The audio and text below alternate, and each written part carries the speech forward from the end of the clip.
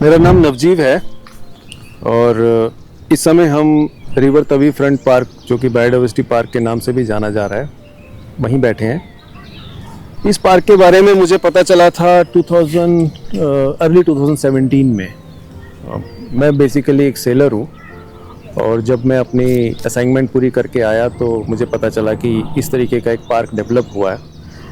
और उस समय इस पार्क में क्योंकि ये नया बना था तो इसमें वेजिटेशन कुछ खास थी नहीं।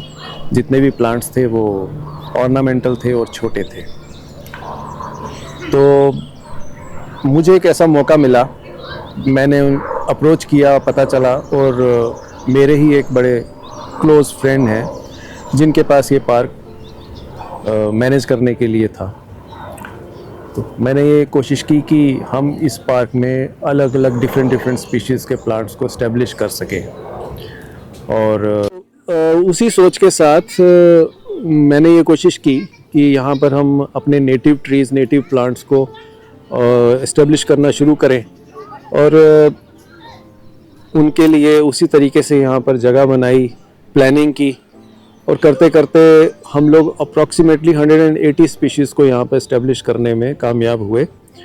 काफ़ी सारी स्पीशीज़ ऐसी भी थी जिनके 2 साल 3 साल के बाद हमें अच्छे रिजल्ट्स नहीं भी मिले, बट काफ़ी ऐसी स्पीशीज़ हैं जो कि अब अच्छा चल रही हैं, अच्छे से चल रही हैं, इस्टेब्लिश हो चुकी हैं। हमें प्रॉब्लम्स आना शुरू हुई 2018 के आसपास, जब 370 हटा तो इंटरनेट भी बंद हुआ और उस समय एक डिसरप्शन थी। फिर क्योंकि यहाँ पर जो हमारी एक्टिविटीज़ थी वो और भी कई किस्म की एक्टिविटीज़ यहाँ पर हम कर रहे थे, जिसमें कि कल्चरल एक्टिविटीज़ थी, कुछ इस तरीके से कि लोगों को अलग अलग फील्ड के लोगों को यहाँ पर एक मौका देना कि आर्टिस्ट को और राइटर्स को, पोएट्स को परफॉर्मेंसेस के लिए, क्योंकि आइडियोलॉजी यही थी इसके पीछे कि हम यहाँ से नेचर के साथ कनेक्ट करते हुए आर्ट एंड कल्चर को भी बढ़ावा दे सकते, plus tourism, travels, sustainable tourism, इन सब चीज़ों को। उसके बाद जब कोविड शुरू हुआ तो उस समय काफ़ी ज़्यादा डिस्ट्रप्शन ये देखी हमने कि हम लोग जो एक्सपेरिमेंट्स कर रहे थे, जिस तरीके से हम लोग बीच बीच में कई सारी स्पीशीज़ को एस्टेब्लिश करने की कोशिश कर रहे थे, उसमें भी रुकावट आई। क्योंकि जब लॉकडाउन लगा तो यहाँ आना मुश्किल हो गया, 2-2, 3-3 महीने यहाँ पे विज़िट करना मुश्किल हो गया। और फिर हमें सबसे बड़ी प्रॉब्लम तो आई 22 में, जब हमें ये कहा गया कि अब इस पार्क में एक्टिविटीज़ को बंद कर दिया जाए, आप इसमें आगे ज़्यादा टाइम एंड एनर्जी ना लगाएं। तो हम अदरवाइज़ शायद अभी तक हम इसमें कुछ नहीं तो 100 के करीब स्पीशीज़ और ऐड कर सकते थे अकॉर्डिंग टू द एरिया जो कि प्लान था। प्लस हमारा कुछ और प्लान था जिसमें हमारी ये कोशिश थी कि इसमें हम एक बर्ड सेंचुरी क्रिएट कर सकते। और एक साइड पे जैसे एक पब्लिक इनिशिएटिव लेती है या कहीं कोई भी इंसान इनिशिएटिव लेता है कि वो किसी पब्लिक प्लेस को अडॉप्ट करे या पब्लिक पार्क को अडॉप्ट करे और उसके बेटरमेंट के लिए, तो एक इनिशिएटिव तो यहाँ पर ये था जो कि 2017 में लिया गया। पर जब गवर्नमेंट्स अथॉरिटीज़ हमें बुलाती हैं, कई बार आपने देखा है कि वो कहते हैं कि आइए अपने पार्क अडॉप्ट कर लीजिए या अपनी गलियों का ध्यान रखो, अपने आगे पीछे के एरिया का ध्यान रखो।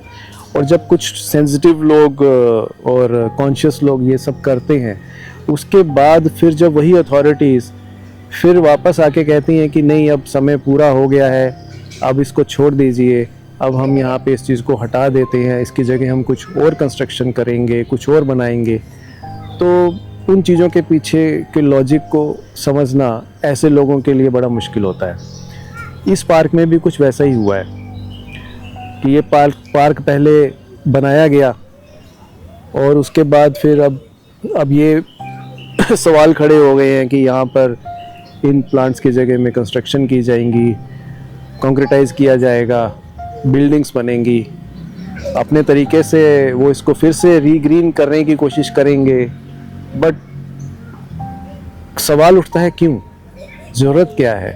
अगर एक ऑलरेडी एक पोर्शन है, एक लैंड का एक इतना बड़ा मास है जो कि बायोडाइवर्स तरीके से डेवलप हो चुका है, इसका अपना एक इकोसिस्टम बन चुका है, यहाँ पर काफ़ी तरह की बर्ड्स भी आती हैं, और इसको फिर क्यों डिस्टर्ब करना है, जबकि सिटीज़ की तो ये रिक्वायरमेंट है।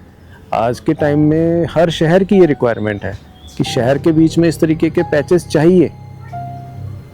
और दिल्ली का हाल देखिए, दिल्ली में भी कुछ पार्क्स को तो ऐसा कोशिश की जा रही है कि उसमें बड़े बड़े ट्रीज़ लगाए जाएं और उसको जितना घना हो सके उतना घना किया जाए, क्योंकि ये हमारी ज़रूरत है इस समय के दौर को देखते हुए।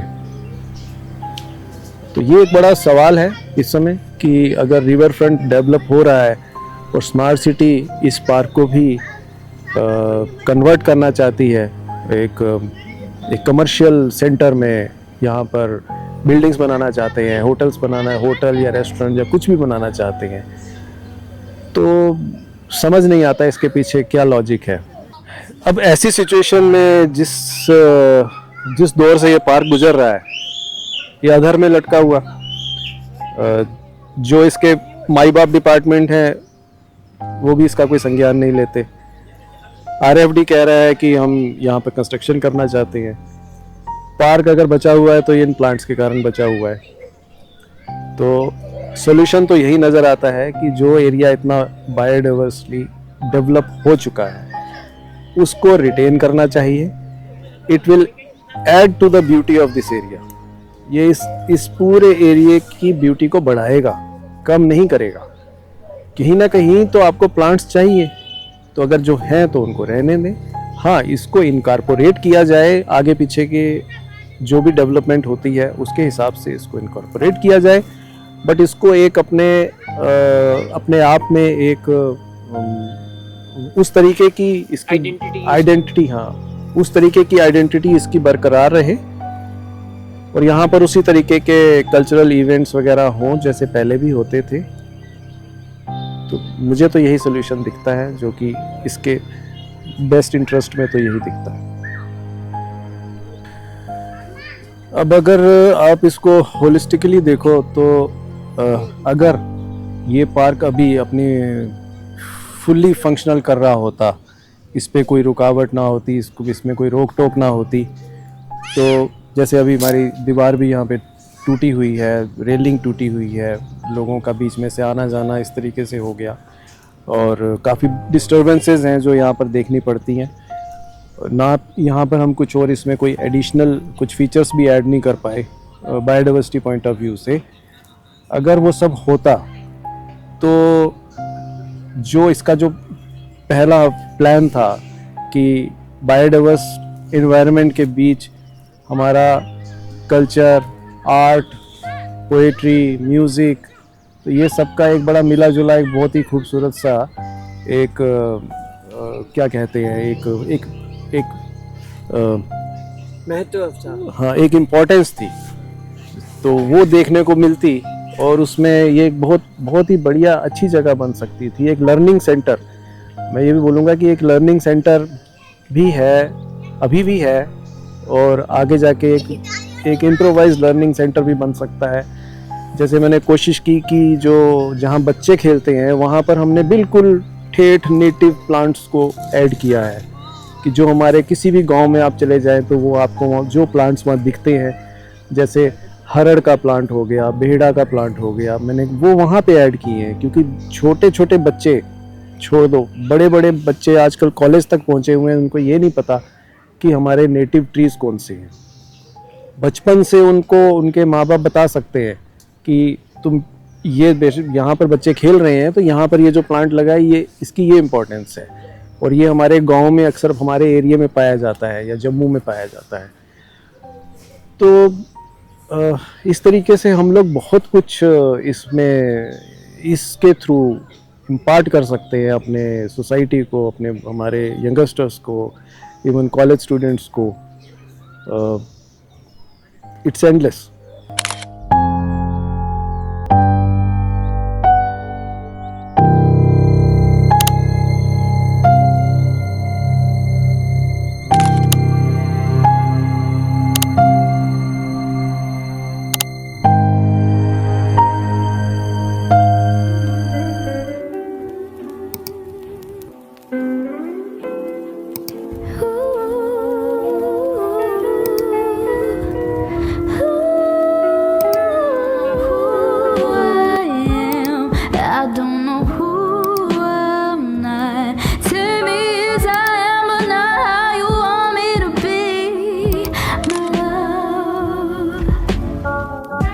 वरदान नहीं, बस खुद को देने वाला दिलासा है।